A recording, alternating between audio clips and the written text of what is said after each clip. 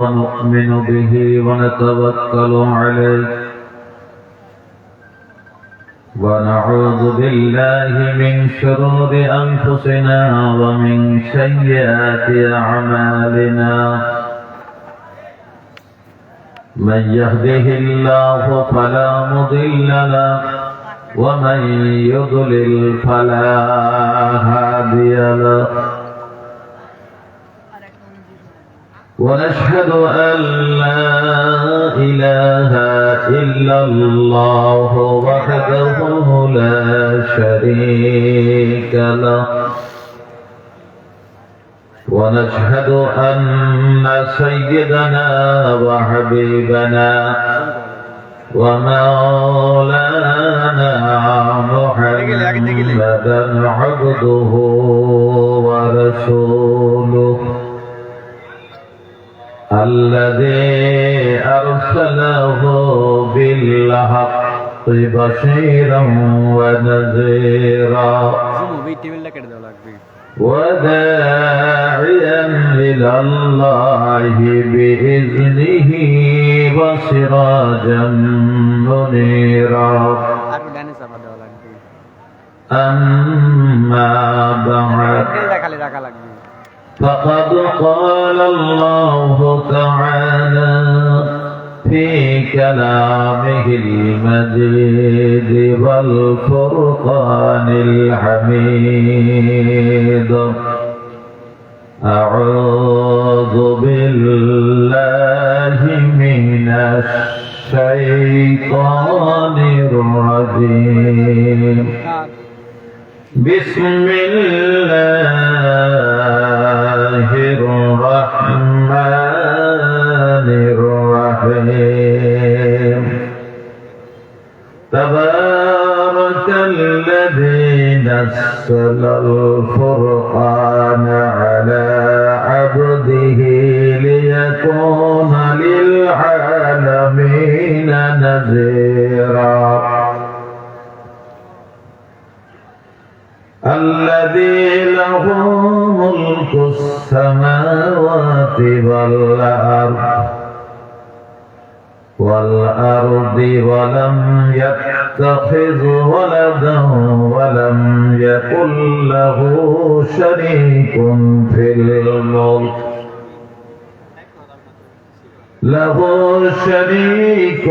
في الملك وخلق كل شيء فقدره تقديرا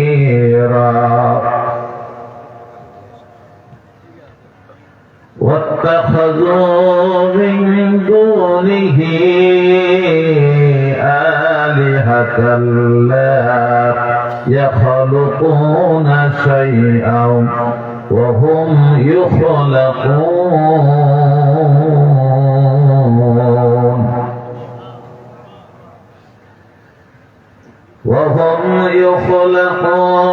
ولا يملكون لأنفسهم ضرا ولا نفعا ولا يملكون موتا ولا حياة ولا نشورا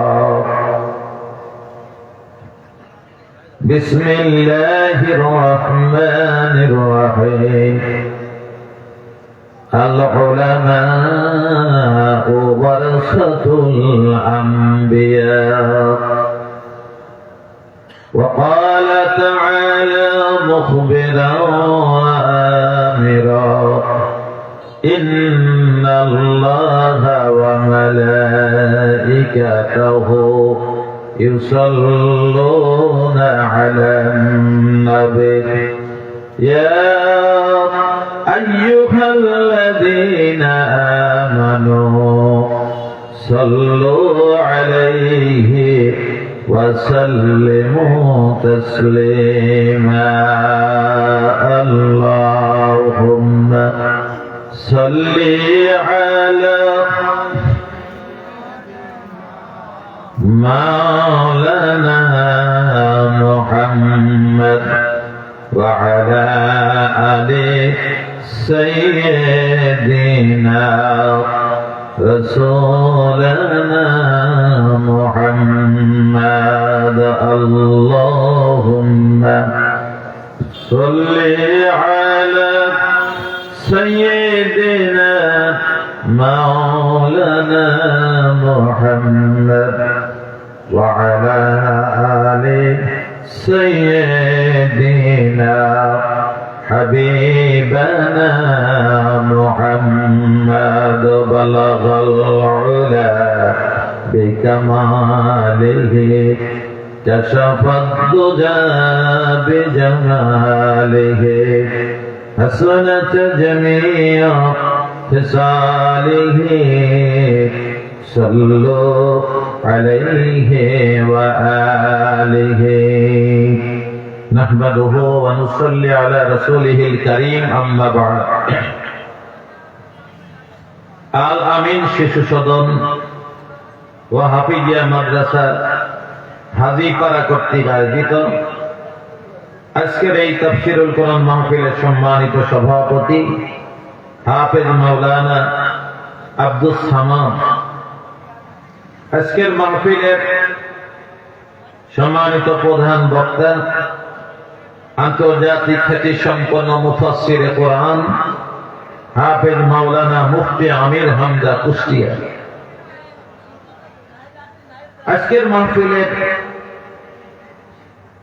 তৃতীয় বক্তা, যিনি এতক্ষণ ধরে আপনাদের কাছে কোরআন এবং হাদিস থেকে মূল্যবান বক্তব্য পেশ করেছেন, আলহাজ হযরত মাওলানা মুজাম্মেল হক সাহেব সাঁথিয়া।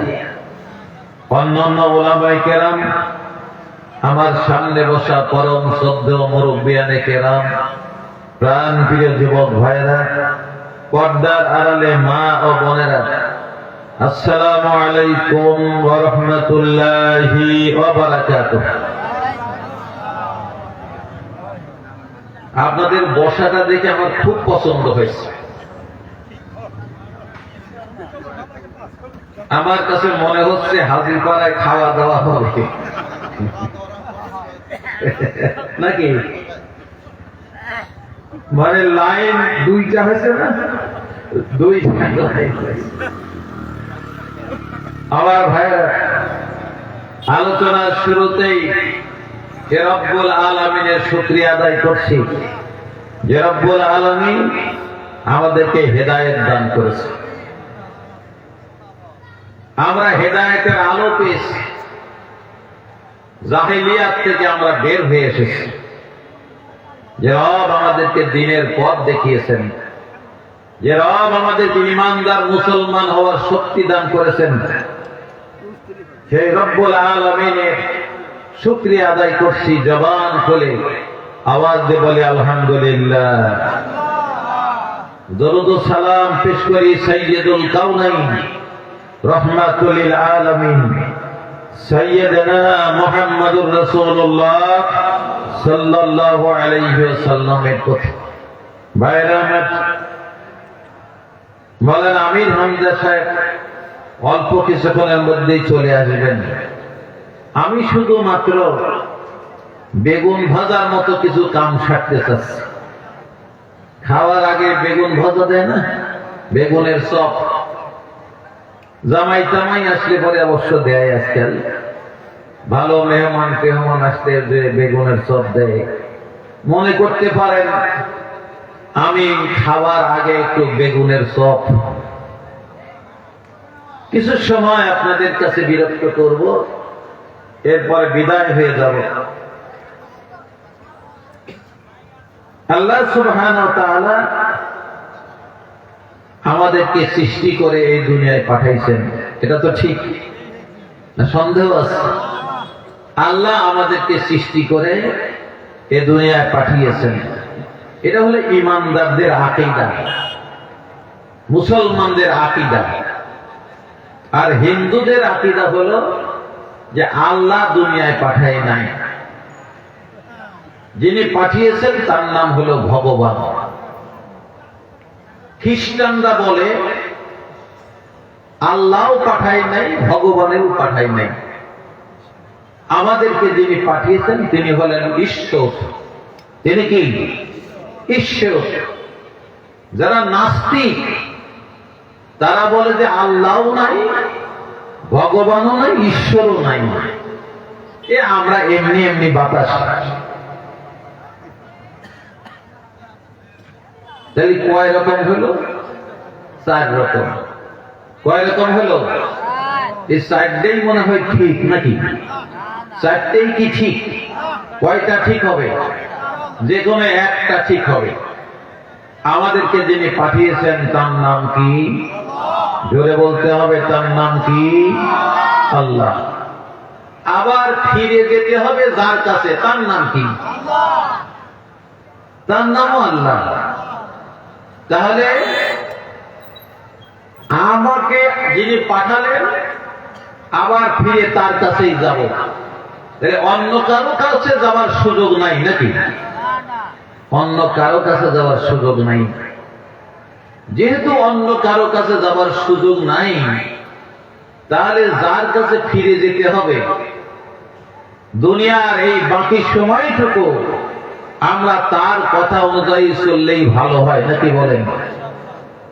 এটাই বুদ্ধি, এটাই বলে নাকি? জ্ঞান এটাই বলে। দেখেন, আপনারা মাহফিলে দাওয়াত দিয়েছেন, অনেক মানুষ এসেছে।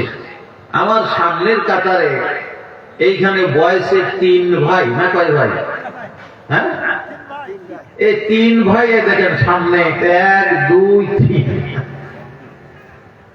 এই প্রত্যেক পরিবার থেকে যদি এইভাবে 3 জন করে আসতো, তাহলে আপনারা কি জায়গা দিতে পারতেন? আপনারা জায়গা দিতে পারতেন না। হাজীপাড়ার এই কিং ভর্তি হয়ে টইটুম্বর হয়ে যেত। আমার ভাইয়েরা, আল্লাহ সুবহানাহু ওয়া তাআলা এই কথাটা মানুষকে বলার জন্যই, যে তোমরা যার কাছ থেকে এসেছো আবার তার কাছে ফিরে যাবে। এই মাঝখানের জীবনটুকু কি করা লাগবে, এই ব্যাপারে আল্লাহ তাআলা আমাদের ব্যাপারে কিছু কথা বলেছেন। তাবারাকাল্লাযী নাযালাল ফুরকানা আলা আবদিহি লিয়াকুনা লিল আলামিনা নাযীরা।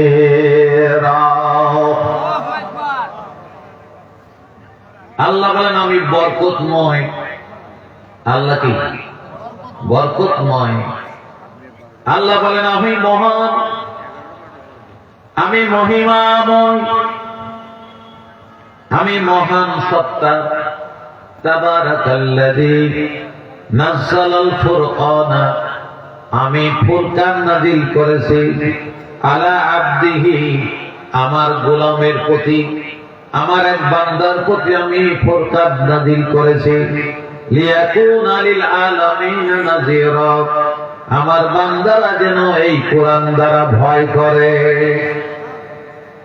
ভয় প্রদর্শন করার জন্য, ভয় দেখানোর জন্য আমি এই ফুরকান নাযিল করেছি। বলবেন হুজুর ফুরকান মানে কি? ফুরকান শব্দের অর্থ হলো পার্থক্যকারী। কি কারী? কার মধ্যে থেকে পার্থক্য করে? হক এবং বাতিলের মধ্যে পার্থক্য নির্ণয় করে দেয় কিতাব। সেই কিতাবের নাম হলো ফুরকান। সেই কিতাবের নাম কি? জোরে বলতে হবে, এই কিতাবের নাম কি? ফুরকান। বলবেন হুজুর এতদিন শুনলাম কোরআন, আজকে আবার আপনি বলতেছেন ফুরকান। কোরআনেরই আর এক নাম হলো ফুরকান। আমার ভাইয়েরা,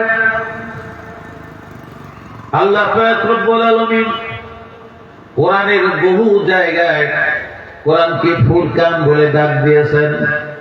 কারণ কোরআনের দায়িত্বই হলো হক এবং বাতিলের মধ্যে পার্থক্য নির্ণয় করে দেওয়া। সব মানুষ কি জান্নাতে যাবে? পৃথিবীতে যত মানুষ আছে সব মানুষ কি জান্নাতে যাবে? 2 ভাগ হবে। কয় ভাগ? 2 ভাগ হবে। 1 ভাগ জান্নাতে যাবে আর 1 ভাগ জাহান্নামে যাবে। এ কথা তো সত্য নাকি বলেন? এই ফতোয়া দেওয়ার জন্য কোন আলেম মাসায়েখ, পীর মাসায়েখ লাগে না। একজন সাধারণ মানুষ, এই কামলা জামলা মানুষ আমাদের মতে মনে করেন, আমরাও তো কামলাই দিছি আজীবন, সরকারের কামলা দিছি না, চাকর। আমাদের জিজ্ঞাসা করলে আমরা বলছি আমরা চাকরি করি। চাকরি মানে কি? চাকর। কার চাকর? সরকারের চাকর, মানে কামলা দিছি সরকারের। এই জন্য বললাম যে কামলা জামলা আমার নিজের পর চাপায় নিলাম। আমাদের মতো মানুষ আমরা কেবল বুঝতে পারি না যে আমাদের কি করা দরকার, কোন পথে চললে ভালো হবে, এইটা আমরা সাধারণ মানুষ বুঝতে পারি না। কারণ এতটুকু এলেম, এতটুকু জ্ঞান গরিমা আমাদের নাই। আমাদের যে ইসলাম যতটুকু আছে, এই থাকার পেছনে উলামায়ে কেরামের অনেক বড় ভূমিকা আছে। ঠিক কিনা বলেন? উলামায়ে কেরামের অনেক বড় ভূমিকা। কারণ অক্টোবর, নভেম্বর, ডিসেম্বর, জানুয়ারি, ফেব্রুয়ারি, মার্চ, এপ্রিল, 7 মাস বাংলাদেশের মানুষ ইসলামী আবহাওয়ায় থাকে। ইসলাম দ্বারা তারা পরিবেষ্টিত হয়, পরিচালিত হয়। এই জন্য লেখাপড়া না জানলেও ওই সকল লোকগুলির কাছে দিনের আওয়াজ কানে পৌঁছে যায়। ঠিক কিনা বলেন? যেমন আজকে হাজীপাড়ায় আপনারা এসেছেন, এইখানে দিনের কিছু আওয়াজ আমরা আপনাদের কানে পৌঁছে দেব, আর অন্ধ চোখটাকে একটু খুলে দেওয়ার চেষ্টা করব, যাতে করে আপনি রাস্তা দেখতে পারেন, চলতে পারেন সামনের দিকে। একবারে কামলা জামলা মানুষ, তাকেও যদি জিজ্ঞেস করেন মানুষ মারা যাওয়ার পরে কয়টা পথ রচনা হবে, সেও বলে দেবে 2টা পথ। একটা পথ হলো জান্নাতের পথ, আর একটা হলো জাহান্নামের পথ। এই ফতোয়ার জন্য বড় মাপের আলেমের কাছে যাওয়া দরকার নাই, আপনারা এই ফতোয়া দিতে পারবেন। কিছু কিছু বিষয় আমাদের এত জানা হয়ে গেছে যে ফতোয়া দেওয়ার ক্ষেত্রে আলেমদের কাছে যাওয়া লাগে না। আমি যদি জিজ্ঞেস করি কুত্তা খাওয়া কি, এই দেখেন খাসি বলতেছেন হারাম, এর জন্য কি মুক্তি হওয়া দরকার? শিয়াল খাওয়া কি? কিন্তু মাঝে মধ্যে শিয়াল খাওয়ানো যায় বাঙালি, ঠিক কিনা বলেন? মাঝে মধ্যে টেলিভিশনে, ফেসবুকে খালি বলা দরকার শিয়াল খালে বাদ সারে যায়। কি সারে যায়? বাঙালি শিয়াল ধরে খাওয়া শুরু করে দিব। আমরা হলাম সেই জাত, হুজুগে বাঙালি, ঠিক কিনা? আমার ভাইয়েরা, আল্লাহ পাক রব্বুল আলামিন 2টা রাস্তা তৈরি করে রেখেছেন। একটা জান্নাতের নাম, রাস্তার নাম হলো জান্নাত, আর একটা রাস্তার নাম হলো জাহান্নাম। বলবেন হুজুর যাবে কারা কারা? যারা যারা যাবে তারা সবাই সেই পথের জন্য চেষ্টা চালাচ্ছে, ঠিক কিনা বলেন? জান্নাতীরা জান্নাতের পথে চেষ্টা চালাচ্ছে, আর যারা জাহান্নামী তারা জাহান্নামের পথে চেষ্টা চালাচ্ছে, ঠিক কিনা বলেন? বলবেন হুজুর বুঝলাম না। যারা জান্নাতি, যারা জান্নাতে যেতে চায়, একটু আগেই যে নামাজ হয়ে গেল, এই নামাজের নাম কি? সবাই পড়েছেন? সবাই কি পড়েছেন? সবাই পড়ে নাই। আপনারা যারা এখানে বসে আছেন একটা গোষ্ঠী, আপনারা সব ঈশান নামাজ আদায় করেছেন। আপনার পাশেই জিলাপির দোকানে সবাই মস মস করে জিলাপি খাচ্ছে। আজানেরও খেয়াল নাই, নামাজেরও খেয়াল নাই, ওযু গোসলেরও খেয়াল নাই, প্রস্রাব পায়খানারও খেয়াল নাই, ঠিক কিনা বলেন? আবার যখন সামনে রোজার মাস আসবে, তখনও তারা আলাদা হয়ে যাবে। আপনারা এই একদল মানুষ আল্লাহর ভয়ে রোজা রাখবেন, আর যারা জাহান্নামী হবে ওরা দেখবেন কেউ রোজা রাখবে না, বাহানা খুঁজবে, ঠিক কিনা বলেন? কেউ হোটেলে বসে খায়, কাটিয়ে দিলে কুত্তায় 10 দিন খাবি নাকি? আর একজনকে দেখে বলে, ভাই খবর খারাপ, আমার গ্যাস্ট্রিক। পাশে থেকে কয়, হুজুর কিছু মনে করবেন, আমার প্লাস্টিক নাকি? যতই গ্যাস্ট্রিক হোক আর প্লাস্টিক হোক, আমাদের কাছে বলে লাভ নাই, কারণ আপনি আপনার রাস্তা তৈরি করেছেন, আপনার রাস্তা আপনি চলছেন, কারণ আপনার রাস্তায় চলতে চলতে এক সময় গিয়ে জাহান্নামের মধ্যে পড়ে যাবেন। আর যারা আল্লাহকে ভয় করে নামাজ আদায় করলো, রমজানের রোজা পালন করলো, সত্য কথা বলার চেষ্টা করলো, হারাম খেলো, হালাল খেলো, আল্লাহ পাক রব্বুল আলামিন ওই শ্রেণীর মানুষকে সোজা জান্নাতুল ফেরদাউস দান করবেন। এই কথা বোঝানোর জন্য আল্লাহ পাক ফুরকান নাযিল করলেন। আল্লাহ রাসূলের উপরে রাসূল সাল্লাল্লাহু আলাইহি ওয়াসাল্লাম এই ফুরকানের প্রত্যেকটি আয়াত মানুষের কাছে পৌঁছে দিলেন। আর এই পৌঁছে দিতে গিয়ে 3 বছরের জেল। কয় বছরের জেল? এত ভালো মানুষ কি পৃথিবীতে আর আসবে? জোরে বলেন, আসবে? যে আমেরিকা মুসলমানের নাম শুনলেই বমি করে, যে রাশিয়া আমেরিকা আপনার ইসলামের নাম শুনলে বমি করে, যে ভারত ইসলামের নাম শুনলে বমি করে, ইউরোপ ইসলামের নাম শুনলে বমি করে, সেই ইউরোপে যাবেন, যদি ওদেরকে জিজ্ঞেস করেন এই হানাহানির যুগে এমন একজন নেতা দরকার, যে নেতা এই সকল হানাহানি বন্ধ করতে পারে, সেই নেতার নাম কি? ওই খ্রিস্টানরা বলবে তার নাম হলো মুহাম্মদুর রাসূলুল্লাহ সাল্লাল্লাহু আলাইহি ওয়াসাল্লাম। সুবহানাল্লাহ বলবেন না? সুবহানাল্লাহ বলবেন না? ওরা আপনাদের নেতাকে মানে না, রসুলকে রসুল মানে না, নবীকে নবী মানে না, কিন্তু একথা স্বীকার করে বিশ্ব নবীর চাইতে বড় রাজনীতিবিদ, বিশ্ব নবীর চাইতে বড় লিডার, বড় নেতা আর আসমান জমিনে একজন আসে নাই, এই কথা ওরা স্বীকার করে কিন্তু মানে না। আর আমাদের মধ্যে উল্টা, আমরা নবীকে বিশ্ব নেতা মনে করি না, বিশ্বের শ্রেষ্ঠ রাজনীতিবিদ মনে করি না, আমরা আমাদের নবীকে সরদার মনে করি না, কিন্তু আমরা মনে করি যে নবী বিশ্ব মুহাম্মদ আমাদের নবী। ঠিক কিনা বলেন?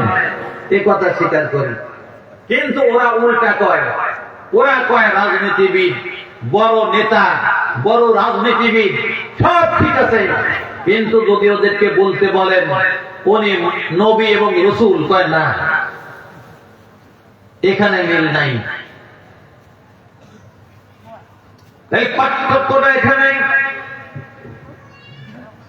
আল্লাহ বলেন মুহাম্মদ নেতা, ইয়াসিন ওয়াল কুরআনিল হাকীম ইন্নাকা লামিনাল মুরসালিন। আব্দুল মতিন খালি জোরে করে আল্লাহু আকবার কইল, আর কেউ নাই আল্লাহু আকবার বলা হাজীপাড়া। এই গ্রামের নামই হাজীপাড়া, আটঘরিয়া হাজীপাড়া, তাই না? এর একটা আলাদা তাসির থাকা লাগবে তো, নাকি বলেন? জোরে বলতে পারবেন না আল্লাহু আকবার? সবাই বলেন তো আমার সঙ্গে, আল্লাহু আকবার। ভালো শোনা গেল না? এই জন্য যারা জান্নাতে যাবে, ওরা জান্নাতের কাজ করেই দুনিয়াতে থেকে যাবে। ওরা সব বুঝলো, খালি নবীকে নবী মানে নিলেই তো ঝামেলা শেষ। ঠিক কিনা বলেন? আর আমরা নবীকে নবী মানে নিলাম, কিন্তু বাকিটা একটাও স্বীকার করলাম না। ঠিক কিনা বলেন? আমরা কই যে মুহাম্মদ নেতা নয়, নেতা হলো বড় বড় চুলওয়ালা, আর দাড়ি নাই কিন্তু মুখ ভাঁজ দেওয়া। ঠিক কিনা বলেন? এরা হলো আমাদের নেতা। পার্থক্য কোথায় দেখেন? চাচার কবর কোনে, চাচি কাঁধে কোনে। আমার ভাইয়েরা, আল্লাহ পাক রব্বুল আলামিন এই জন্য ফুরকান নাযিল করলেন। কোরআন শরীফের দায়িত্ব হলো ইখরিজুহুম মিনাজ যুলুমাতি ইলান নূর।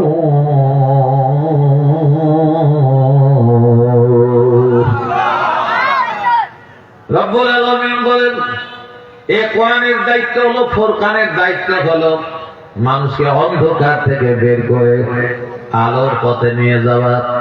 এখানে ইসলামকে আল্লাহ তাআলা জাহিলিয়াতের কথা বলেছেন, জুলুমাত বলেছেন, আর নূর বলেছেন ইসলামকে।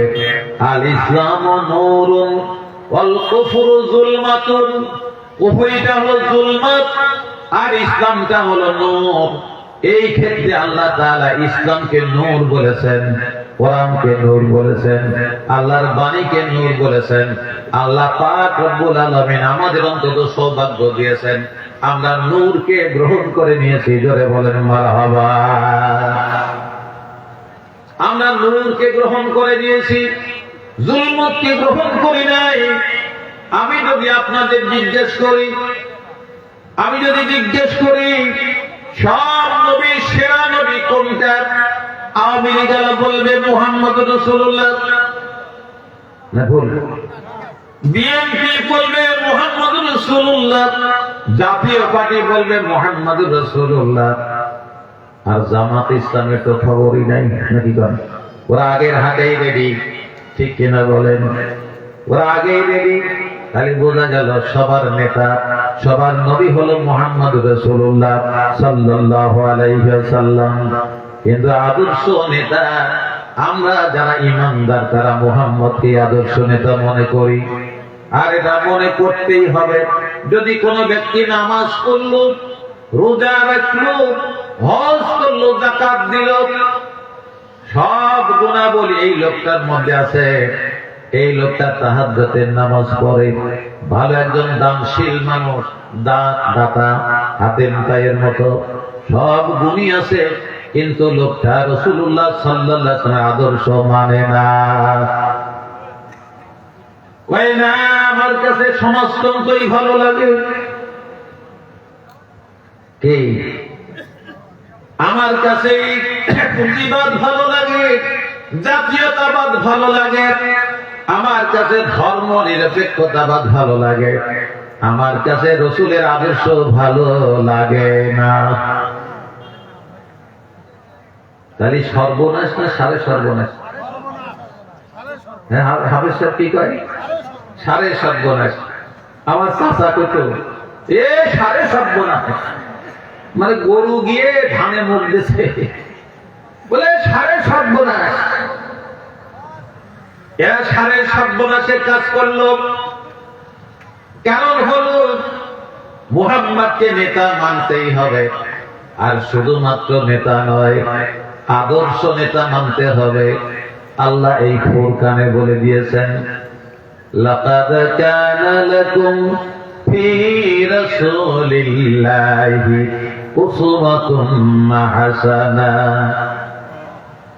আল্লাহ বলেন, তোমাদের জন্য বিশ্ব নবীর জীবনে উত্তম আদর্শ আমি দিয়ে রেখেছি।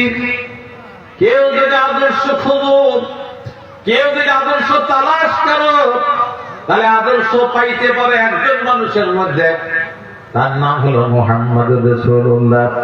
আর যদি তাকে বাদ দাও তাহলে হুঁকা খাওয়াওয়ালা। কে আমার কথা কি রাগ করতেছেন আপনারা? রসুলকে যদি বাদ দিয়ে কারো আদর্শ ধরা যায় তাহলে সে কি খাওয়ালা? হুঁকা খাওয়াওয়ালা, কোনো সন্দেহ নাই। আমার ভাইয়েরা, কথায় কথা চলে এসে তাই বলি, কেন আমাদের তো লজ্জা শরম নাই, কারণ বলাই লাগবে। কারণ কিয়ামতের দিন আল্লাহ জহুরুল ইসলামকে জিজ্ঞেস করবে, বলিস নাই কেন, তাই বল। ভয় করেছিলি মনে হয়, কেন ভয় করলি? আমার নবী তো ভয় করে নাই। আমার নবী ভয় করে নাই বললে ওরা 3 বছরের জেল দিছিল। আমি কব যে আল্লাহ, আমিও 3 বার গেছিলাম, নাকি করেন আপনারা?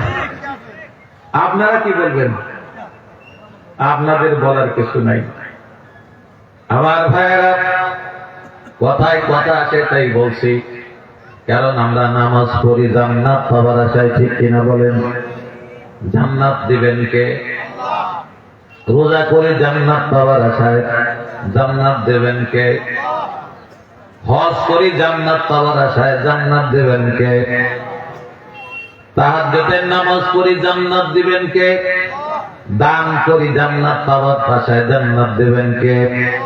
সব যদি আল্লাহর হাতে থাকে, তাহলে আমি জিজ্ঞাসা করব, সব আল্লাহ দেবেন, জান্নাত পাওয়ার আশায় আপনি সব করেন, কিন্তু বলুন তো দেখি, যে আল্লাহর হাতে জান্নাত, সেই আল্লাহর আইন মানেন না কেন?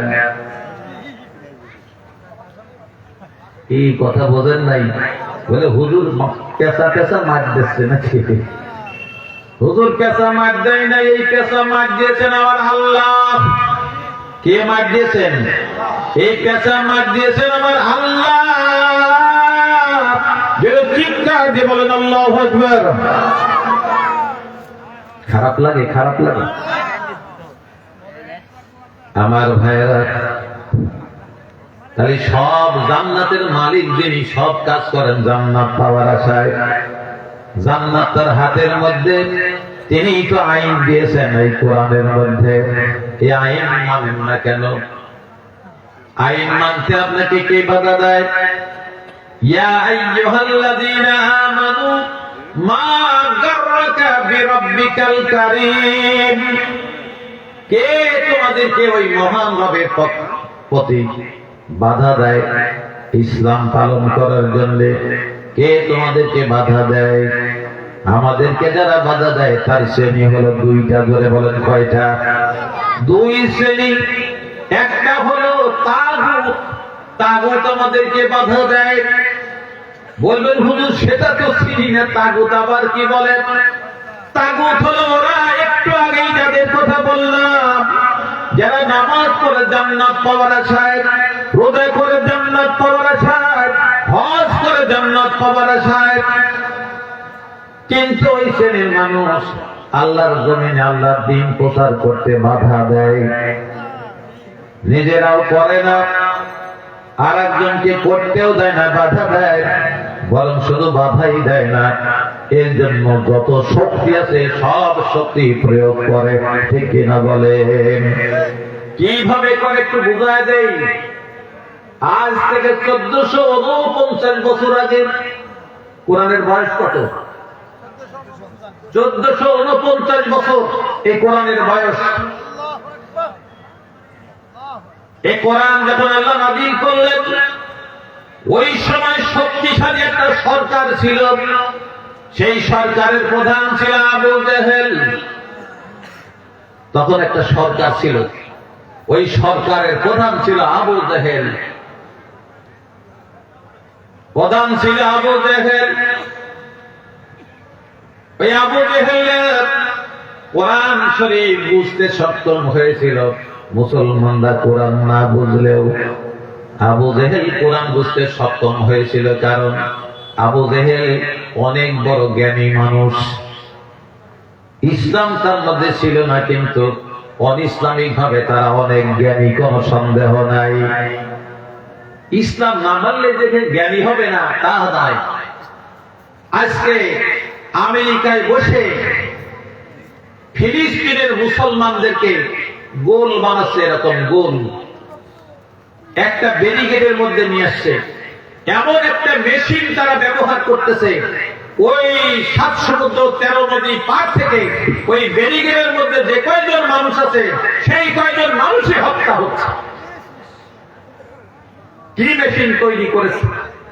তাদের বুদ্ধি নাই, এ কথা বলা যাবে না, কিন্তু তাদের বুদ্ধিটা বাঁকা পথে চলে, সোজা পথে তাদের বুদ্ধি চলে না। আমার ভাইয়েরা,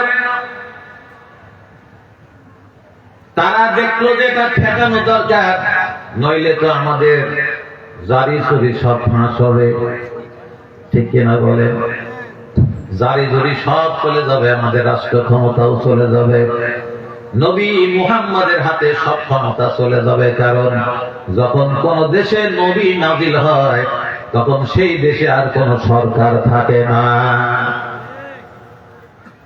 ওরা বুঝতে পারল, এই জন্য বলল লা তাসমাউ লিহাযাল কুরআনি ওয়ালগাউ ফীহি লাআল্লাকুম তাগলিবুন।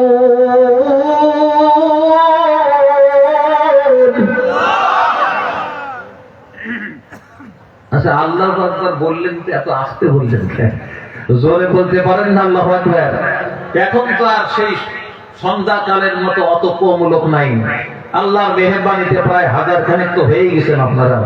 তাই আল্লাহু আকবার বললে তো হাজিপাড়ার সামিয়ানা উঁচু হয়ে যাওয়ার কথা, নাকি বলেন? আমার সাথে আবার গেলে চিৎকার দিয়ে বলেন তো আল্লাহু আকবার। মাশাআল্লাহ, খুশি হলেন কে? বেজার? এই তো আসল জায়গায় গেছে, আমি ওই জায়গায় যাব। আবু জেহেল বলল আবু সুফিয়ানকে, রে আবু সুফিয়ান, ঘটনা তো খারাপ, কি করা যায় বলো? আবু সুফিয়ান কয়, উতবারে খবর কি?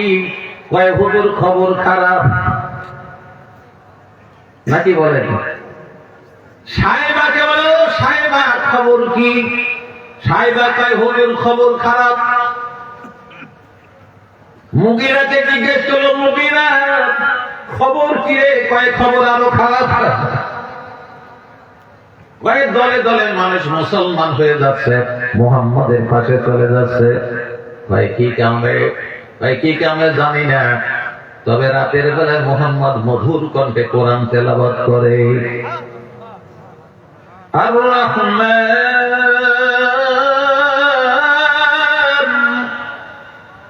আল্লামাল কুরআন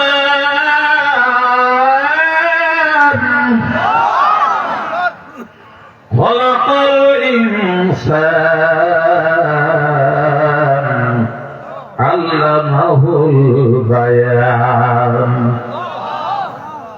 ও হুজুর, দলে দলে সব মুসলমান হচ্ছে, তাহলে কি করা যায়?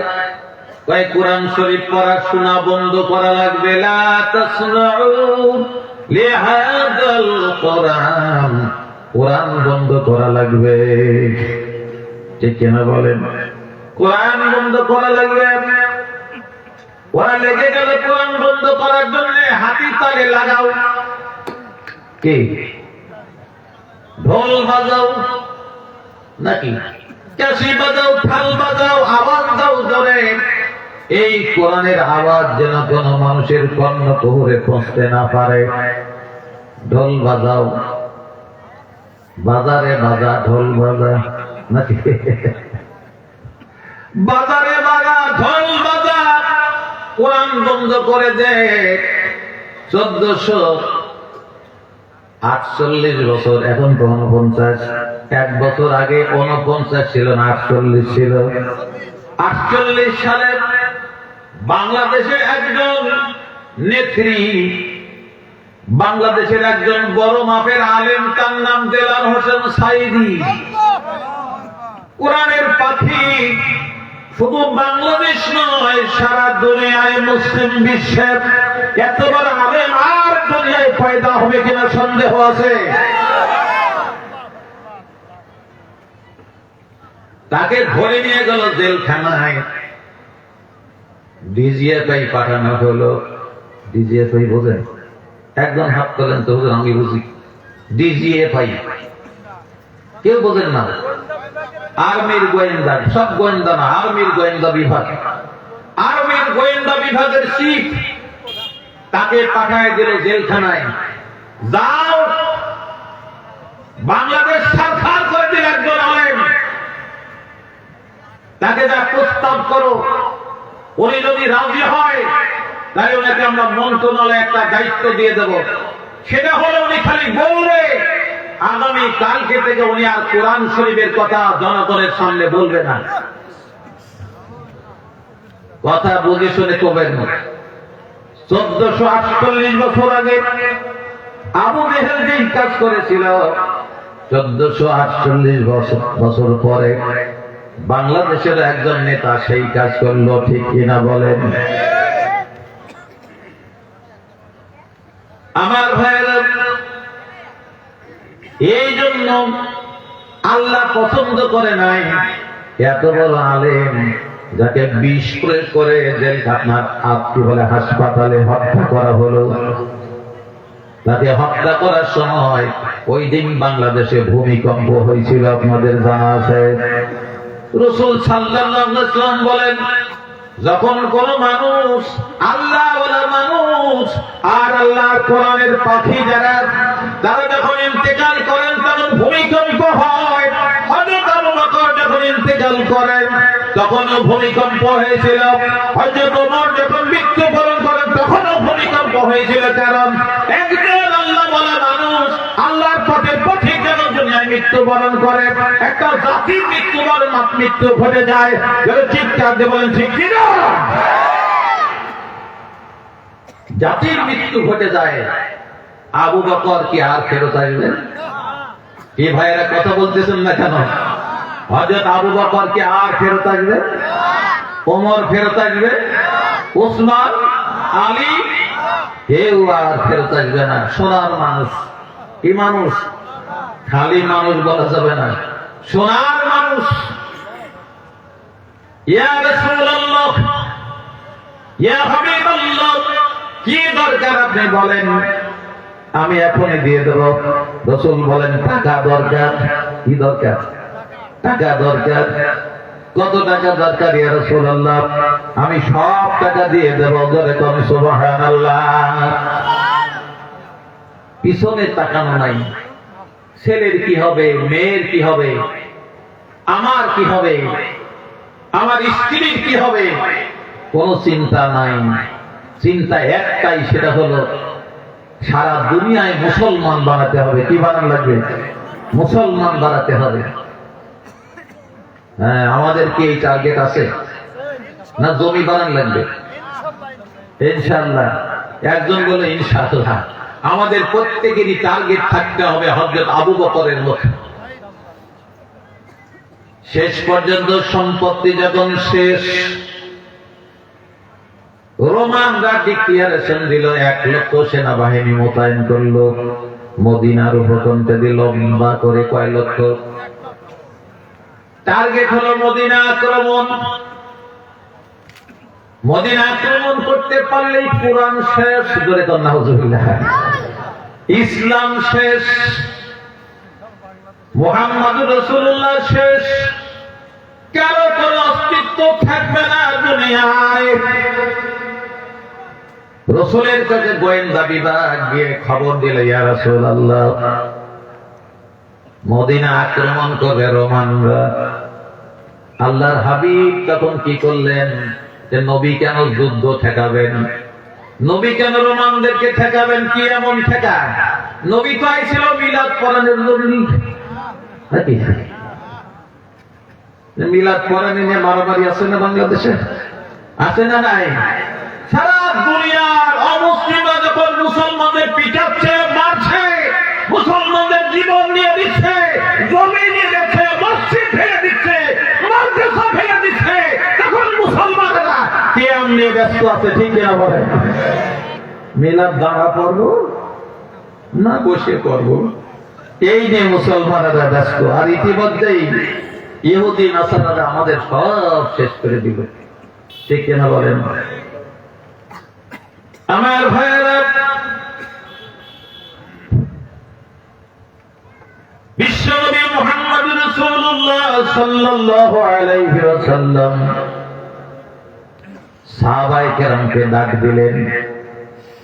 এ যুদ্ধ মোকাবেলা করার পদ্ধতি কি? সাহাবীদের মধ্যে একজন বয়স্ক সাহাবী ছিলেন, তার নাম সালমান ফারসি রাদিয়াল্লাহু তাআলা। তিনি জবাব দিলেন, ইয়া রাসূলুল্লাহ, মদিনার চারপাশ দিয়ে খন্দক খুঁড়ে দেন, চারপাশ দিয়ে টেন সেটে দেন, যাতে রোমানরা ঘোড়া লাফ দিয়ে এই পারে না আসতে পারে। কাম শুরু হয়ে গেল।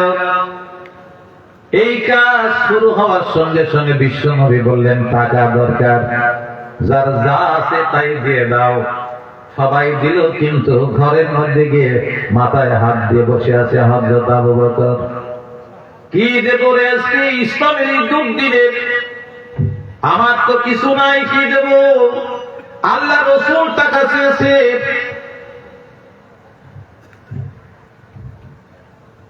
মাশাআল্লাহ, আমাদের আজকের প্রধান বক্তা মুফতি আমির হামজা, উনি আটঘরিয়ায় পদার্পণ করেছেন ইনশাআল্লাহ। আলহামদুলিল্লাহ, কিছুক্ষণের মধ্যে আপনাদের সামনে চলে আসবেন। আমি তো বলেছি আমি কি বেগুড়ের সব নাকি? হ্যাঁ, আগেই বলে দিচ্ছি। আমার ভাইয়েরা, যেই কথা বলতেছিলাম সেটা হলো আবু বকর রাদিয়াল্লাহু তাআলা আনহু, ঘরের মধ্যে চোখের কোণায় পানি। আজকে ইসলামের দুর্দিন, ইসলামকে কেমন করে সাহায্য করা যায় বহু খোঁজাখুঁজি করে বাড়ির মধ্যে অল্প একটুখানি আটা পাওয়া গেল। 60টি শুটকে, বোঝেন, 60টি শুটকে একটু আটা পাওয়া গেল।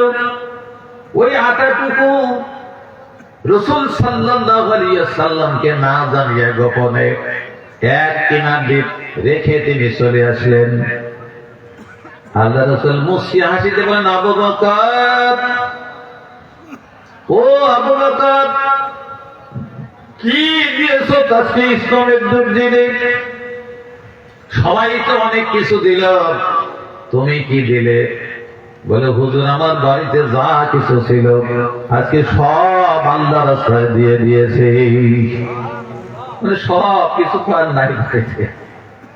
তাই তুমি বাড়িতে কি রেখে আসলে আবু বকর? আবু বকর বলেন, ইয়া রাসূলুল্লাহ, ইয়া হাবিবাল্লাহ, বাড়িতে আল্লাহ আর আল্লাহ রাসূলকে রেখে এসেছে। বাড়িতে কি রেখে আসে? আল্লাহ রেখে আসছে। আর কাকে রেখে আসছে? আল্লাহ রাসূলকে রেখে আসছে। তাহলে আল্লাহকে যদি রেখে আসে তাহলে কি আর ভয় আছে? আর কোনো ভয় নাই। ওই দিনও আবু বকর ফার্স্ট হয়ে গেল। ধরে বলেন সুবহানাল্লাহ। আমার ভাইয়েরা, এর আগেও আবু বকর একবার ফার্স্ট হয়েছিলেন। কাফেররা যখন দারুন নদওয়ায় সিদ্ধান্ত নিল মুহাম্মদকে হত্যা করা হবে, আল্লাহ রাসূলকে জিবরাইল আমিন বলেন, জিবরাইল, আমার নবীকে বলে দাও যে কোনো সময় মদিনায় হিজরত করা লাগতে পারে। আল্লাহ রাসূল কানে কানে শুধু বলেছিলেন, আবু বকর রেডি থেকো। আল্লাহ রাসূল বাড়ি থেকে বের হলেন, সোজা চলে গেলেন আবু বকরের বাসায়। আবু বকর রাদিয়াল্লাহু তাআলা আনহু, দুই রকম কথা আসছে ইতিহাসে। সিরাতে ইবনে হিশামে একরকম লেখা আছে, অন্য তারিখের মধ্যে অন্যরকম লেখা আছে। তবে লেখা যেটাই থাক, আমরা যেটা বুঝি সেইটা বলি না, কি বলেন?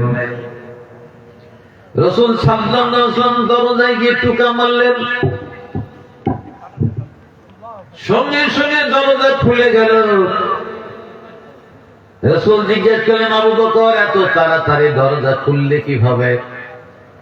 ইয়া রাসূলুল্লাহ, ইয়া হাবিবাল্লাহ, যেই দিন থেকে আপনি কানে কানে বলেছিলেন মদিনায় হিজরত করা লাগতে পারে, হুজুর সেই দিন থেকে আবু বকর আর ঘুমায় নাই।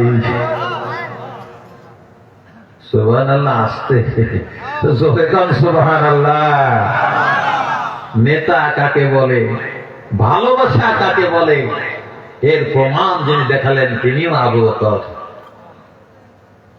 আমার ভাইয়েরা, বিশ্ব নবীকে সামনে সাথে করে নিয়ে রওনা দিলেন মদিনার দিকে। রাসূল বলেন, আবু বকর, মদিনার দিকে আগেই যাওয়া যাবে না, কারণ রাসূল সাল্লাল্লাহু আলাইহি সাল্লাম হলো জ্ঞানের আধার, তিনি হলেন নবী এবং রাসূল। ইন্নামা বুইসতু মুআল্লিমান, আল্লাহ রাসূল বললেন, আমাকে পৃথিবীর শিক্ষক করে সৃষ্টি করা হয়েছে, পাঠানো হয়েছে। সুবহানাল্লাহ। ইন্নামা বুইসতু মুআল্লিমান, আল্লাহ আমাকে পৃথিবীর সব মানুষের মাস্টার করে পাঠাইছে। এই কত বড় জ্ঞানী। তিনি বললেন, আবু বকর, মদিনায় যাওয়া যাবে না, তাহলে কোথায় যাবো ইয়া রাসূলুল্লাহ? রাসূল বললেন, গাড়ি শহরের দিকে চলে যাই, চলো। উল্টা দিকে, উল্টায় চলে গেলেন। এক গুহার মধ্যে ঢুকে বললেন, ওই গুহার মধ্যে ঢোকার পরে বিশ্ব নবী যেখানে বসলেন ওই জায়গায় বড় বড় সাপের গর্ত, বড় বড় সাপের গর্ত। ওই গর্ত বলে আবু বকর রাদিয়াল্লাহু তাআলা আনহু তার সাথে যে চাদরটা ছিল কেটে কেটে কেটে কেটে সব গর্তগুলি বন্ধ করে দিলেন। একটা গর্ত বেঁচে থাকলো, ওই একটা গর্তের মধ্যে তিনি পায়ের গোড়ালি দিয়ে ঢেকে দিলেন। কিন্তু সাপ পায়ের গোড়ালির মধ্যে কামড় দিয়ে দিল। হযরত আবু বকরের চেহারা নীল হয়ে গেল, বিষাক্ত হয়ে গেল। রাসূল বলেন, আবু বকর ঘটনা কি, তোমার শরীর নীল হয়ে গেল? বলে, হুজুর একটা গর্ত বাকি ছিল, পা দিয়েছিলাম, সম্ভবত কিছু কামড় দিয়েছে। রাসূল সাল্লাল্লাহু আলাইহি ওয়াসাল্লাম মুখের মধ্যে থুতু নিলেন, বিসমিল্লাহ বলে পায়ে লাগা দিলেন, বিষ পানি হয়ে গেল। সাপ মাথা বার করে দিল। ইয়া রাসূলুল্লাহ, ইয়া হাবিবাল্লাহ, আমার কোনো দোষ নাই, কারণ আমি যখন শুনেছি আপনি এই দিক দিয়ে মদিনায় চলে যাবেন, আমি সেই দিন থেকে অপেক্ষমান আছি হুজুর, আপনার নুরানি চেহারাখানি আমি দেখবো, কারণ আমি সাপ নয় হুজুর, আমি হলাম জিনের বংশধর। হুজুর কিন্তু আমার আশা পূরণ হচ্ছে না, কারণ আপনার আবু বকর পাও দিয়ে ঠেকা দিচ্ছে, এই জন্য পায়ের উপর মেরে দিছি সবল, পাওটা টান দিয়েছে, আপনার সঙ্গে দেখা হয়ে গেল, বেয়াদবি মাফ করবেন হুজুর। আমার ভাইয়েরা, এর নাম হলো আবু বকর। এই লোকগুলিকে আল্লাহ তাআলা জান্নাতুল ফেরদাউস দিয়ে দিয়েছেন দুনিয়ায়। জোরে কোন মারহাবা। আমাদের দেশে একটা ভুল কথা প্রচলিত আছে, সেটা হলো 10 জন শুধু দুনিয়ায় জান্নাতের খবর পেয়েছে, আর কেউ পায় নাই। এইটা ভুল একটা ধারণা আমাদের জন্য। এই 10 জনই যদি শুধু জান্নাতে যায়, বাকি সাহাবারা কি জান্নাতে যাবে না? সব জান্নাতে যাবে। আমার ভাইয়েরা, এই জন্য রাস্তা দুইটা, একটা রাস্তা যারা তৈরি করেছেন তাদের জন্য আল্লাহ দুনিয়াতে জান্নাতের সুখবর দিলেন, আশারায়ে মুবাশশিরা। আর একটা দল যারা কোরআন মানল না, আল্লাহ নবীকে নেতা মানল না, দুনিয়ায় তাদের জন্য অন্ধকার, মরার পরে অন্ধকার, কিয়ামতের ময়দানে অন্ধকার। কিয়ামতের ময়দানে হাউজে কাউসারের পানি নিয়ে বিশ্ব নবী দাঁড়াবেন উম্মতদেরকে খাওয়ানোর জন্য। দুধের চাইতেও সাদা, বরফের চাইতেও ঠান্ডা, মধুর চাইতেও মিষ্টি হবে। এক গ্লাস পান করলে কিয়ামতের ময়দানে 50,000 বছর পানি পিপাসা লাগবে না। নামাজিরা দৌড়াবে, আমরা গেলেই পাবো। রোজাদারের দৌড়াবে, আমরা গেলেই পাবো। হাজী সাহেব দৌড়াবে, আমার থেকে বড় হাজী এই দুনিয়ায় আর কেউ নাই। তাই তো, গেলেই পাবো। যাওয়ার সঙ্গে সঙ্গে ফেরেশতারা বলবে, ইয়া রাসূলুল্লাহ, এই লোকটাকে পানি দেওয়া যাবে না। আল্লাহ রাসূল রাহমাতুল লিল আলামিন তিনি বলবেন, কেন পানি দেওয়া যাবে না রে? ফেরেশতারা, আল্লাহ রাসূল, এই লোকটা নামাজ আদায় করেছিল জান্নাত পাওয়ার আশায়, রোজা করেছিল জান্নাত পাওয়ার আশায়, হজ করেছিল জান্নাত পাওয়ার আশায়, কিন্তু তোমার নবীকে, আপনাকে ওরা নেতা মানে নাই, আপনার আদর্শরা মানে নাই। ওরা স্লোগান দুনিয়ায় দেয়, আমরা অমুক মিয়ার সৈনিক। কার? অমুক মিয়ার সৈনিক। নাম বললে আবার বেজার হবে পরে তো, এই জন্য মারামারি না বাজানোই ভালো, নাকি বলেন? ওরা কয় আমরা অমুক মিয়ার সৈনিক, আর যারা জান্নাতি হবে তারা কয় আমরা রাসূলুল্লাহর সৈনিক। যারা চিৎকার দিয়ে বলে আল্লাহু আকবার, আল্লাহু আকবার। তাবারাকাল্লাযী নাযালাল ফুরকানা আলা আবদিহি লাইলান ليكون للعالمين نذيرا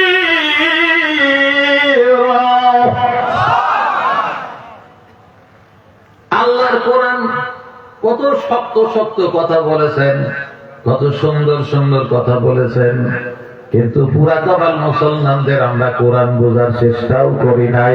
জোরে বলেন ঠিক কিনা? বরং কোরআন বলতে চায় সাইদি, আর ওরা পাঠায় দিয়ে আপনার কি বলে ডিজিএ পায় যে কোরআন বন্ধ করো। আল্লাহ কয় তোর মতো লোক আর থাকা ঠিক নাই, ঠিক কিনা বলেন? আল্লাহ সাওয়াল ফলের মাথায় বুদ্ধি দিল যে তোরা কর, আমরা কোটা মানি না, নাকি বলেন? এরকম করতে করতে এক সময় বাতাস দিল, এক বাতাসে মামু বাড়ি দিল্লি গিয়া পড়ল। পাওয়ার কার বেশি? যারা বলেন পাওয়ার কার বেশি? আল্লাহর বেশি না আমার বেশি? পৃথিবীতে যত বড় বড় শক্তিশালী লোক ছিল তার মধ্যে এক নম্বর ছিল নমরুদ। আর কে? ফেরাউন। আর একজন বক্তে নসর, ঠিক কিনা বলেন? আজ জাতি সব এই সকল জাতিদের কথা আল্লাহ কোরআনে উল্লেখ করেছেন। এই সকল জাতি তারা আল্লাহর ক্ষমতার কাছে লক্ষ্মী। এই জন্য আল্লাহ তাআলা কোন বড় কিছু দিয়ে নমরুদ ফেরাউনের দুনিয়া থেকে বিদায় করে নাই। নাহলে ওরা বলতো যে আমরা আল্লাহর ক্ষমতার কাছাকাছি, নাইলে আল্লাহ আমাকে ধ্বংস করার জন্য, আমাদের নেতাকে মারার জন্য এত কিছু ব্যবহার করলো কেন? ঠিক কিনা বলেন? এই জন্য আল্লাহ ওইটা ব্যবহার করে নাই। তাবারাকাল্লাযী বিয়াদিহিল মুলকু ওয়া হুয়া আলা কুল্লি শাইইন কাদির।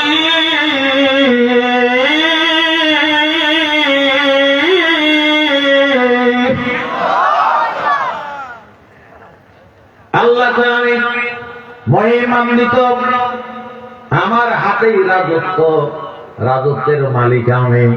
রাজত্বের মালিককে আল্লাহ তাআলা সূরা আল ইমরানে বললেন,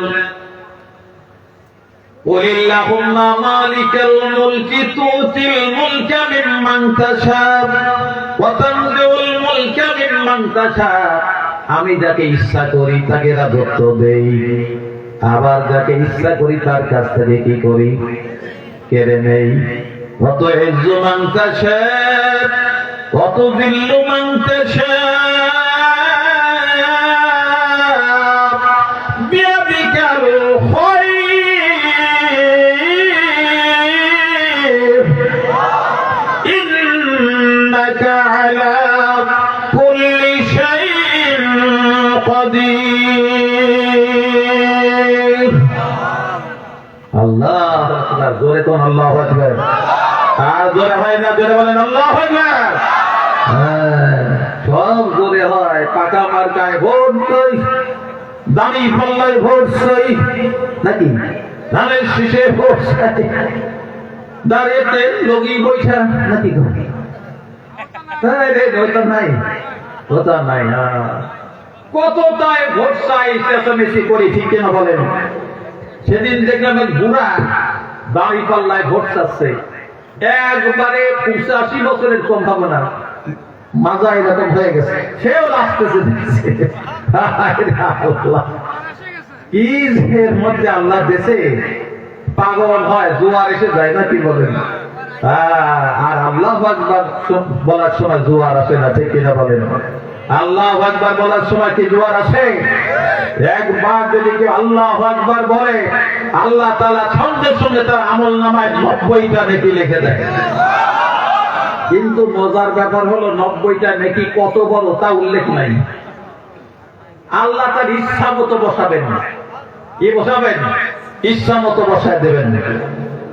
সৌদি আরবের মক্কা মুকাররমার যিনি ইমাম, মক্কার যিনি ইমাম, মসজিদে হারাম, তাই তো? মসজিদে হারামের যে ইমাম, প্রধান ইমাম নাম কি? আব্দুর রহমান সুদাইসি, আব্দুর রহমান সুদাইসির বেতন কত জানেন? কোন বেতনই নাই, বেতন নাই, বেতন নাই। উনি মাসের শেষে ধর্ম মন্ত্রণালয় একটা চেক দেয়, মন্ত্রী সই করে, আপনি ওই জায়গায় বসালেন। আপনি কি করবেন? ওই জায়গায় বসালেন। এই সুযোগ যদি আমাদের দিত তাহলে কি ব্যাংকে টাকা থাকতো? বাপ নিজের ছেলের জমি রেজিস্ট্রি করে নেয়, ছেলে বাপের তা রেজিস্ট্রি করে নেয়, ভাই ভাইয়ের তা রেজিস্ট্রি করে নেয়, ঠিক না বলেন? আর যদি এই সুযোগ আমরা পেতাম তাহলে কি ছেড়ে দিতাম? মোটেও নয়, ছাড়ার কথাই আসে না, প্রশ্নই আসে না, কথা ঠিক না বলেন? আমার ভাইয়েরা, উনি করে বসালেন, যত টাকা লাগে আল্লাহ পাক রব্বুল আলামিন আল্লাহর বান্দাদের জন্য কিছু প্ল্যান চেক রেখে দিয়েছেন। জোরে বলবেন সুবহানাল্লাহ, আরো জোরে বলবেন আল্লাহু আকবার, আরো জোরে বলেন আল্লাহু আকবার।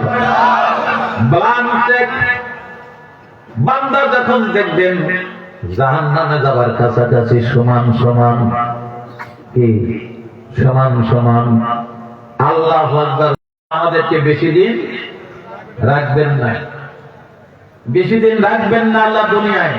এ হানাহানি, মারামারি, দলাদলি আমরা যাই করি না কেন, আল্লাহ বেশি দিন আমাদেরকে রাখবেন না দুনিয়ায়। আল্লাহর কাছে নিয়ে যাবেন, তো যাবেন কি নিয়ে সেইটা চিন্তা করেন। যাবেন তা কি নিয়ে? কি আছে ফলের মধ্যে? গুছাইছেন কি? 8 ঘড়িয়ার হাতে গেলেও অন্তত বউ যখন ব্যাগ ধরা দেয় তখন একবার বুক পকেট, এই সাইড পকেট, এই সাইড পকেট হাতানো শুরু করেন, ঠিক কিনা বলেন? অন্তত 1 কেজি বেগুন কেনার পয়সা আছে কিনা হাতান শুরু করেন। দুনিয়াতে যেমন অর্থ সম্পদ ছাড়া আপনার বাড়িতে 1 কেজি বেগুন আসে না, তেমনি পরকালে আপনার জান্নাত পাওয়ার যারা আশা করেন তাদেরও ধুলার মধ্যে কিছু নেকি থাকতে হবে। সেই নেকি অর্জন করার ক্ষেত্রে আমরা কতটুকু আন্তরিকতা আমাদের আছে কিনা আল্লাহ এটাও দেখবেন। যাদের আন্তরিকতা আছে আল্লাহ তাদেরকে আরো বেশি আন্তরিকতার সঙ্গে নেকির কাজ করার তৌফিক দেবেন। আর যারা পিছনের দিকে যাবে তাদেরকে আল্লাহ তাআলা বেশি নেকি দেবেন না, জি নেকি দেবেন না। আল্লাহ পাক রব্বুল আলামিন সূরা জুমারের মধ্যে তাই বললেন, জাহান্নামীদেরকে জাহান্নামের কিনারায় যখন নিয়ে যাওয়া হবে, ওই সময় জাহান্নামীদেরকে জাহান্নামীর ফেরেশতা জিজ্ঞেস করবে, তোমরা জাহান্নামে আসলে কেন? তোমাদের কাছে কি কোনো নবী এবং রাসূল আসে নাই? কোরআন শরীফ কি কেউ তেলাওয়াত করে শোনায় নাই? এই কথাই লেখা আছে কোরআনে। কোরআন শরীফ কেউ কি পড়ে পড়ে শোনায় নাই? বলবেন হুজুর আমাদের পুরা কপাল বাবা পাঠাইছিল মক্তবে, এছাড়া আমি কি বলবো বল?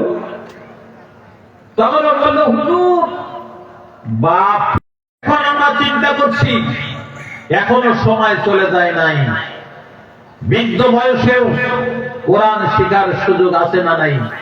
কোরআন শেখার সুযোগ আছে না নাই?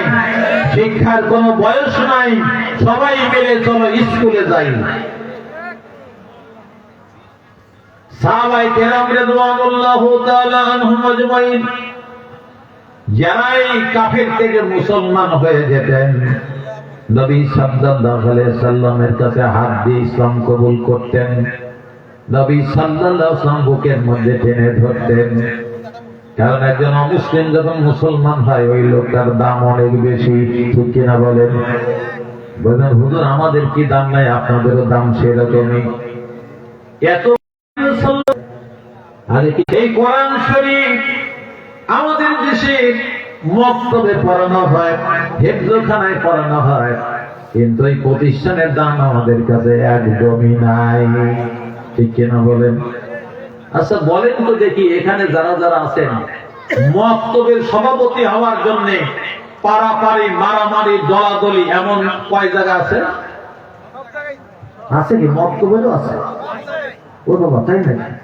কিন্তু আমার এলাকায় তো মক্তবের সভাপতি কেউ হবে চায় না, খালি তো আমি হাই স্কুলের সভাপতি হব, আমি মাদ্রাসার সভাপতি হব, কলেজেরটা হব। ওখানে কি আছে? এটাই হালুয়া রুটি। মক্তবের সভাপতির কি সম্মান আছে? ও বাবা, যার নাই কোন গতি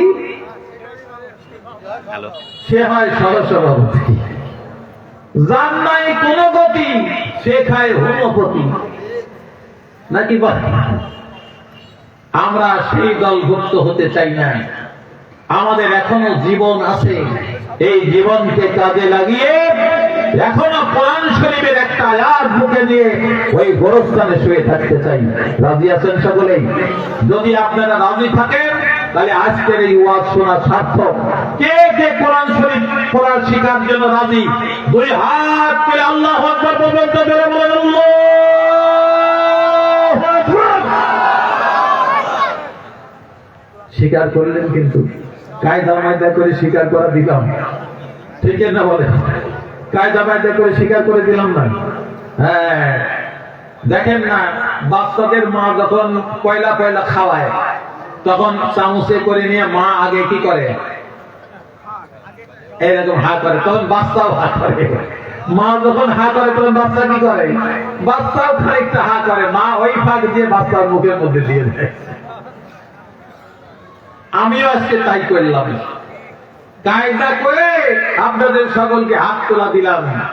আল্লাহর কাছে বললেন, আল্লাহ তোমার কোরআন শরীফ পড়ে শিখে তারপরে, ঠিক না বলেন?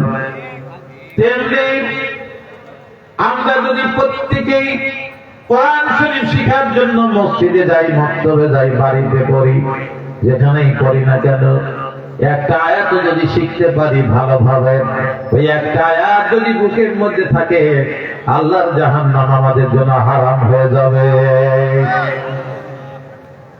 কারণ একটা অস্ত্র আমাদের ভিতরে আছে, ঠিক কিনা বলে? আছে না? এ মাঝে মধ্যে খালি টেলিভিশন দেখবেনই না, আর ফেসবুক খালি টানবেনই না, ওর মধ্যে কিছু শিক্ষণীয় বিষয় থাকে, যেটা এখন আমি বলবো। দুই ডাকাত হাসুয়া নিয়ে এক জিপালাকে আক্রমণ করেছে, জিপালা টানিয়ে বাইর করেছে, হাসি যে কোপ ধরেছে, টাকা পয়সা যা আছে সব দেয়, ঠিক কিনা বলেন? এখন যে লোককে ওরা ধরে নিয়েছে তার কাছে আরো মারাত্মক জিনিস আছে।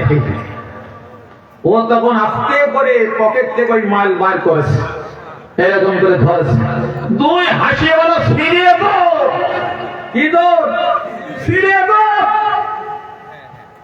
কবরের মধ্যে যারা আপনাকে আমাকে পাকড়াও করার জন্য আসবে, ওদের হাতে অস্ত্র থাকবে। কি থাকবে? অস্ত্র থাকবে। যখন এসে দেখবে আমার হাতে যে অস্ত্র আছে, আমার আল্লাহর যে গোলাম শুয়ে আছে, বুকের মধ্যে তার চাইতে বড় অস্ত্র আছে, এই অস্ত্রটা আমার অস্ত্র ফেল হবে, বাবা চল যাই, আল্লাহ তোমার হাওলা দিয়ে গেলাম, তোমার বান্দাকে তুমি যা পারো করো। যদি চিৎকার দিয়ে বলেন আল্লাহু আকবার। সবচেয়ে বড় অস্ত্রের নাম কি? জোরে বলেন, নাম কি? আল কোরআন। যেই মাদ্রাসার ওসিলায় আপনারা আজকে সিন্নি খাচ্ছেন, নাকি? এই মাদ্রাসার ওসিলায় সিন্নি খাওয়ান আজকে। আমির হামদার মতো বক্তা হাদি ফলায় আসতেছে, চারটেখানি কথা নাকি? তাহলে আজকে বিনা পয়সা সিন্নি খাওয়া না। যেই মাদ্রাসার জন্য আপনাদের এত সহজে আপনি এত বড় মানুষকে পেয়ে গেলেন, আল্লাহর একজন আলেম বান্দা। আল উলামা ওয়ারাসাতুল আম্বিয়া, নবীদের সঙ্গে এদের গন্ধ আছে, এদের শরীরে নবীদের গন্ধ আছে। এমন একজন ব্যক্তি এখানে আসবেন, আল্লাহ এই সুযোগ আপনাদের করে দিলেন যে মাদ্রাসার জন্য হাফেজিয়া মাদ্রাসা, শিশু সদর, এতিমখানা, এতিমদের লালন পালন করা হয়।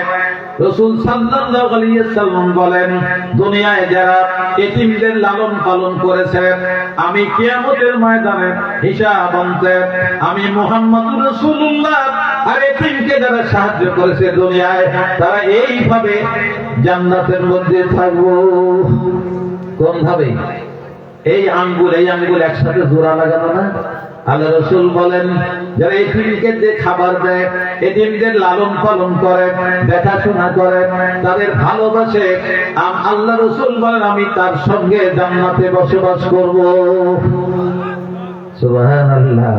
তার সঙ্গে জান্নাতে আমি থাকবো। মুহাম্মদুর রাসূলুল্লাহ সাল্লাল্লাহু আলাইহি ওয়াসাল্লাম বলেন, ও ভাইরা, কার কত সাধ্য আছে আমার জানা নাই, তবে এই প্রতিষ্ঠানে যদি কেউ দিতে চান 500, 1000, 2000, 4000, 5000, 10000, এই গতকাল ধরেশ্বর যাত্রা ছিল, এক লোকই 40,000 টাকা দিয়ে দিল। একজনই 40,000 দিয়ে দিল। আর কি ঠেকা আছে? খুব বেশি ঠেকা নাই।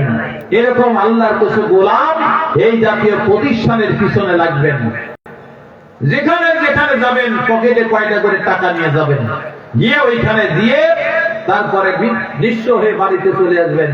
আজকে আপনি নিঃস্ব, কাল যখন কবরে চলে যাবেন শুধু আলোর বর্তিকা, আলো আলো আর আলোকময় হবে আপনার জীবন। বলে কম সুবহানাল্লাহ। তাহলে এইবার ওঠেন, সাইদুল এমনি চাইবো না ভিতরে চাদর ঢুকাবে? কোনটা? এমনি আপনারা চাদরও ঢুকান, আবার যদি কেউ দিতে চান আমার কাছে 1000, 2000, 5000, 10000, সেটাও দিতে পারেন। আল্লাহর কোন গোলাম উদ্বোধন করবেন? কে উদ্বোধন